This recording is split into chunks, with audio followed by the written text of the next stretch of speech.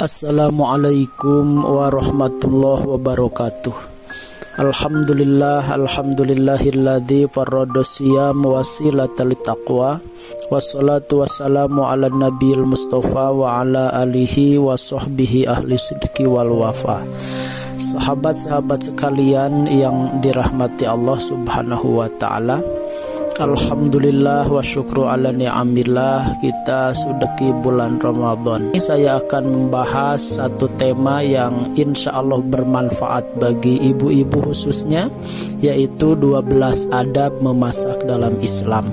Materi sederhana memang, tapi jarang yang tahu. Jika diamalkan tentu masaknya akan jadi ibadah, akan sehat, lezat, bergizi, dan tentu riang gembira penuh syukur.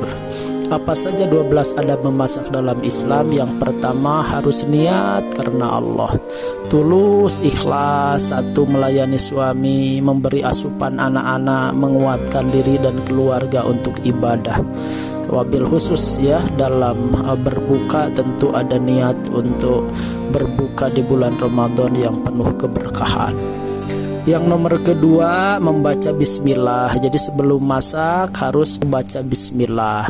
Kenapa? Karena di hadisnya kullu amrin dibalin la yubda'u bi bismillahirrahmanirrahim, bahwa akto setiap amal baik yang tidak diawali dengan bismillah maka terputus. Maka tentu supaya tidak terputus amalnya, kita awali masak kita dengan baca bismillah.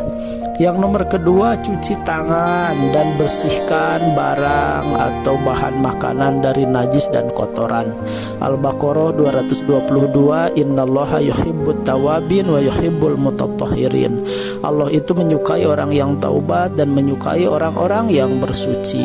Ya, untuk apa cuci tangan dan membersihkan bahan yang akan dimasak, hindari bakteri, untuk menghindari najis, menghindari kejorokan dan lain sebagainya. Yang nomor keempat, pastikan yang dimasaknya halal. Jelas ya, ayuhan nasu kulu mimma fil ardi halalan thayyiba. Al-Baqarah 168. Wahai manusia, makanlah dari apa-apa di muka bumi ini yang halal dan bergizi, gitu ya.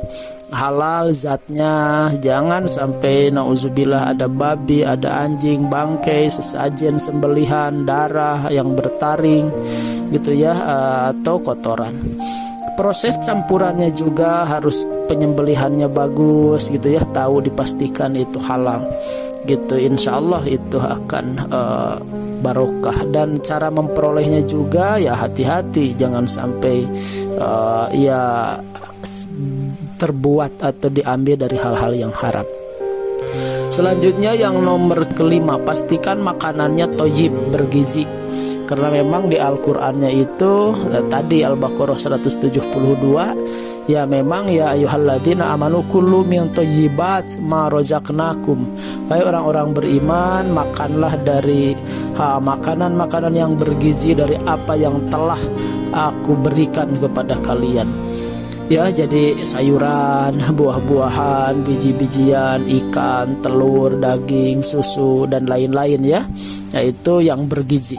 Yang keenam, pastikan masakannya matang supaya tidak memadorotkan. La dorora wala diror, tidak boleh membiarkan diri dimadorotkan, tidak boleh memadorotkan orang lain juga. Ya, jadi dipastikan masakannya harus matang. Kenapa? Ya daging itu kan kadang-kala daging ayam tuh banyak bakteri. Kalau tidak matang bisa jadi uzubillah jadi penyakit. Singkong gitu ya, ada sianidanya, maka harus benar-benar matang. Telur itu, di telur itu katanya ada bakteri ya, ada salmonella namanya.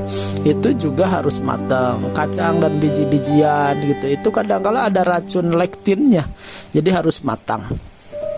Yang ketujuh, perbanyak air kuah supaya cukup dan bisa berbagi. Jadi ya di hadisnya kan ada ya Abadzar, idza tabahta maraqatan fakfir ma'aha wa ta'ahad jironaka. Wahai Abu Dzar, ketika kamu masak sayur maka perbanyak airnya dan perhatikan tetangga kamu, gitu ya.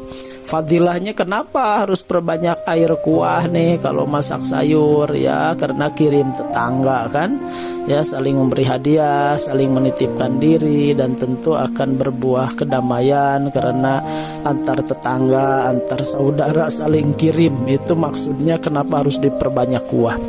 Yang kedelapan, baik sekali sambil zikir dan sholawatan. Fa idza qudiyatumus shalah fadhkurullaha qiyaman wa qu'udan wa ala junubihim. An-Nisa 103 gitu ya, bahwa kita itu di luar sholat maka berzikirlah dengan berdiri, duduk ya, dan di atas lambung, artinya sedang tidur, artinya dalam keadaan apapun perbanyak zikir ya, istighfar, lagi masak tuh sholawatan, tasbih dan lain-lain. Kesembilan, tidak masak dekat waktu sholat gitu ya. Kenapa ya? Masak 5:30 kan sebentar lagi mau azan gitu ya. Jadi tidak masak dekat waktu sholat. Kenapa? Karena memang di hadisnya kalau sudah terhidang makanan kan harus makan dulu gitu. Maka kalau setiap masak mendekati waktu sholat, atau bapak-bapak jadi tidak berjamaah gitu. Maka tidak masak dekat waktu sholat gitu ya. Kalau untuk berbuka mah ya memang mendekati maghrib, dari santapnya nyoba maghrib. Tapi di luar saum memang hindari dekat ke waktu sholat, karena nanti tanggung pas matang pas waktu sholat gitu ya. Ya akhirnya sering sholatnya tidak berjamaah karena harus makan dulu. Ke-10, tidak meniup makanan untuk mendinginkan gitu ya. Jadi biarkan saja supaya dingin dengan sendirinya. Kenapa? Karena Rasul memang melarang. Ana Nabi SAW naha ayatan nafas fil ina au yunfakh fih. Jadi Nabi SAW melarang untuk bernapas di dalam wadah dan meniup ya makanan. Kenapa ya? Kotor dari makanan itu oleh air liur, bakteri, virus kadangkala dari tiupan kita, dan tentu kesannya tidak sabar ya. Jadi tidak meniup makanan. Ke-11, tidak menghidangkan di wadah emas dan perak. La tasrobu fi aniyatiz zahab wal fiddah wa la ta'kulu fi sahifiha. Tidak boleh gitu ya menghidangkan sesuatu di wadah emas dan perak di dalam Islam ya. Wa la ta'kulu fi sahifiha, tidak boleh makan di loyangnya, di piringnya gitu. Yang ke-12, sesudah masak mengucapkan alhamdulillah dan tidak boleh mencaci makanan. Abdul dzikri wa abdul du'a alhamdulillah gitu ya.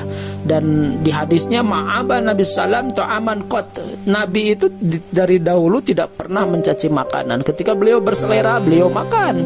Wa in karihahu tarokahu, jika tidak berselera beliau tidak makan, tapi tidak menjelekan makanan. Jadi separah apapun hasil masakan kita, hindari untuk mencaci makanan, mencela makanan. Alah ini makanan keasinan, alah makanan tinggal bener ini bla-bla, itu nggak boleh ya. Bagaimanapun itu rezeki dari Allah. Kalau berselera makan, kalau tidak berselera tinggalkan. Jangan sampai mencaci maki makanan. Itulah 12 adab memasak dalam Islam. Mudah-mudahan bermanfaat. Terima kasih. Kita berdoa kepada Allah, mudah-mudahan saum ini diterima oleh Allah Subhanahu wa taala, dan masak ibu-ibu jadi amal ibadah, juga bapak-bapaknya dengan keridhaan, dengan mengapresiasi gitu ya, memuji, itu juga ibadah tersendiri. Mudah-mudahan jadi keberkahan bagi semuanya. Ya Allah, ya Rahman, ya Rahim, terima ibadah kami dan beri kami umur dan kekuatan untuk menyelesaikan saum di bulan Ramadan sampai kembali kami kepada kefitrahan nanti. Akhirul kalam, assalamualaikum warahmatullahi wabarakatuh.